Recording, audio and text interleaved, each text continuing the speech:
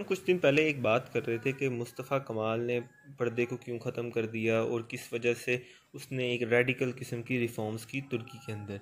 उसकी कुछ बुनियादी वजह है। कुछ लोग तो ये समझते हैं कि मुस्तफ़ा कमाल एक बहुत ही काफिर किस्म का इंसान था, इस्लाम से रूगर्दानी की उसने, वगैरह वगैरह, इस तरह किस्म के मजहबी बयान देते हैं जो अपनी जगह कुछ हद तक माकूल होंगे। लेकिन आज हम कुछ तारीखी पर्सपेक्टिव में इसको बात करने बयान करेंगे। सबसे पहले अगर आप देखें कि यूरोप में कैथोलिक चर्च की बहुत ज़्यादा अजारादारी कायम थी। वो हर एक तिहाई यूरोप की जो ज़राई ज़मीन थी वो कैथोलिक चर्च के कंट्रोल में थी और बाकायदा वेटिकन सिटी से बैठ के उसको कंट्रोल किया जाता था। हर चीज़ की उनकी मोनोपली थी।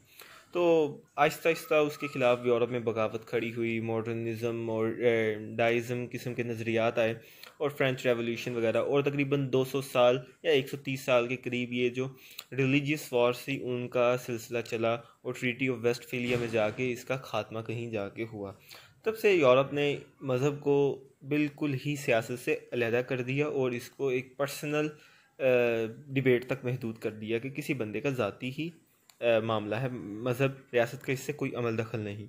लेकिन उसके बाद यूरोप तरक्की की राह की तरफ गामजन हुआ और उसने तरक्की की। ये उसकी तरक्की की बुनियादी वजह थी कि उसने कैथोलिक चर्च की अजारादारी को ख़त्म कर दिया। उसके बाद जो तुर्की था उसको मर्द बीमार यूरोप का कहा जाता था। 20वीं सदी के अंदर बड़े बुरे हालात थे। तो खिलाफत उस्मानिया अपनी आखिरी सांसों में चल रही थी। बहुत मुश्किल से एडमिनिस्ट्रेशन करना बहुत ही मुश्किल काम पड़ रहा था। तो उस ज़माने में एक यंग टर्क्स ने एक तहरीक शुरू की जिसको मुस्तफ़ा कमाल ने लीड किया और उसने एलाइड फोर्सेस के ख़िलाफ़ फतह हासिल की और तुर्की को एक कामयाब सल्तनत के तुर्की को दोबारा रिवाइव किया और एलाइड फोर्सेस को शिकस्त दे दी गई।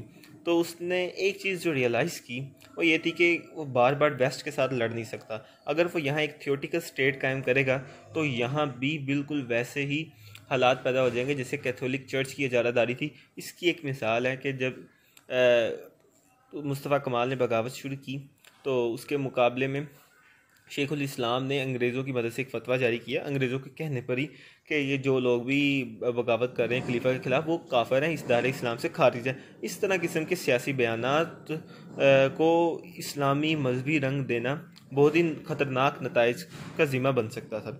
तो मुस्तफ़ा कमाल सबसे पहले वो ये चाहते थे, वो मज़हब को, उस ज़माने में एक कंसेप्ट था कि मज़हब एक अफ्यून है, ये फसाद करवाती है, लड़ाई झगड़े वगैरह लोगों में आम थे मज़हब की वजह से। तो मुस्तफ़ा कमाल ने कहा कि अगर मज़हब नहीं होगा तो किसी किस्म की कोई लड़ाई नहीं होगी, ना कोई सेक्टेरियन फसाद होगा, ना फ़िरका वारानी, क्योंकि अमूमन हमारे मदारिस में इस्लाम तो पढ़ाया ही नहीं जाता, सिर्फ हम फ़िरके पढ़ाए जाते हैं और उसी की ऐनक से सब कुछ देखा जाता है। तो मुस्तफ़ा कमाल ने इस किस्म के रेडिकल रिफॉर्म्स किए जो गलत हैं या सही, हम इस पर बहस नहीं करते। लेकिन आज तुर्की को कायम हुए तकरीबन 100 साल से ज़्यादा अरसा, जो मॉडर्न तुर्की है 100 साल से ज़्यादा अरसा हो चुके हैं। लेकिन तुर्की आज भी किस्म किस्म के मजहबी फसादात का हिस्सा नहीं बना, ना ही वहाँ किसी किस्म की मजहबी मूवमेंट हुई। ये फ़ैसला करना आपका या तारीख़ का है कि वो सही था या गलत। Thank you so much.